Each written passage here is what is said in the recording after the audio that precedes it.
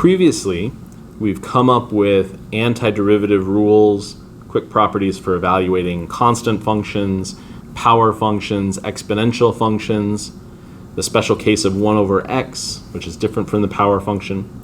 But one of the primary functions we've used throughout this course that we have yet to integrate or find the antiderivative of is the natural log function. Now that we're introducing integration by parts, we can show how this will work. Keep in mind the first thing that we need to do is go ahead and state for ourselves that the natural log function is being multiplied by 1 so that we have the product of two functions, 1 and the natural log of x.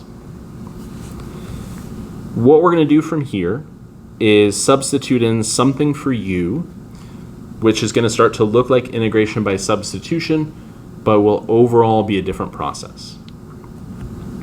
Looking back at this list we made, log is our first choice, algebraic function is our second choice, exponential is our last choice when we choose our substitution for u. In this case, we have a log function, so we want to let u equal the natural log of x. Similar to what we did with integration by substitution, we'll take the derivative of both sides of this expression, which will give us 1 over x, and then ultimately du is equal to 1 over x dx. We need to make another substitution though, and this ties back to identifying that we have the product of two functions. We need to come up with a value for v, so another variable that we're going to introduce into the problem.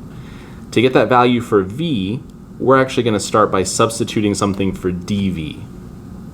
And what we're going to do is pick the other function, which in this case is 1, dx.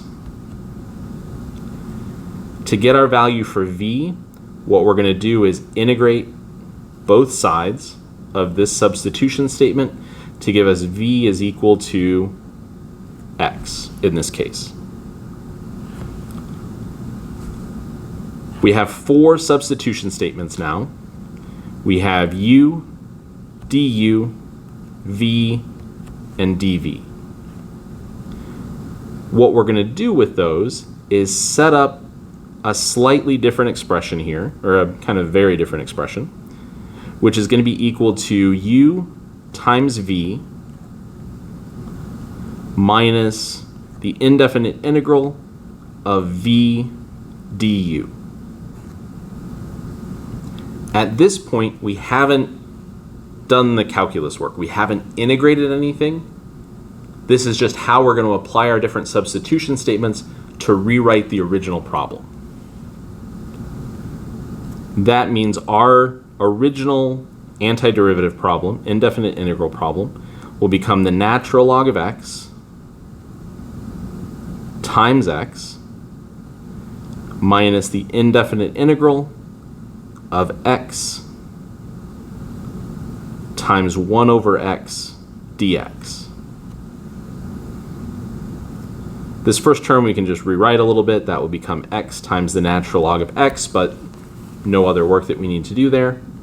And then we're integrating x times 1 over x. Those will cancel with each other, so we're integrating 1 dx. Now we'll actually take care of a calculus step, which is to integrate 1, which is just a constant, so that will become minus x. And since we're finding an indefinite integral or an antiderivative, we add on plus c at the end of this expression. So we don't introduce the integral of the log function along with some of our other basic properties because this one isn't quite as simple. But if you wanted to check it for yourself, you could take the derivative of this expression. We'd apply the product rule to that first term, and your end result would be, in fact, the natural log of x.